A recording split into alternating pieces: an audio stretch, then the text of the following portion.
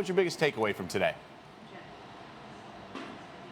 Yeah, Doug, obviously the biggest takeaway here is just how much the city and the organization has gone out of their way to try to sell Paul George already. This is day two. Day one started, if you remember, Doug, at the airport with Paul George walking off a private plane that was sent by owner Clay Bennett, and there was about 500 fans there all pressed up against a chain link fence.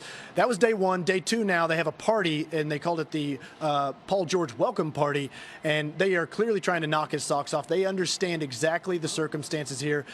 And the narrative that this is just a one-year rental. The Thunder are convinced that they can try to sell Paul George on this city, on this organization, and what it feels like to walk into, while yes, a small market that is very much not Los Angeles. I can say that from experience, but it is a place that will wrap you in both arms and really treat you like a king. So that's really what the organization and the city has tried to get across, and I think you heard it from Paul George there.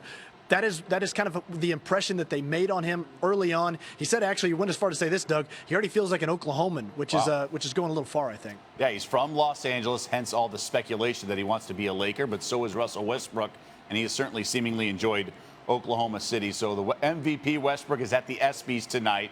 But what conversations have Paul George and Russell Westbrook had since the trade was announced?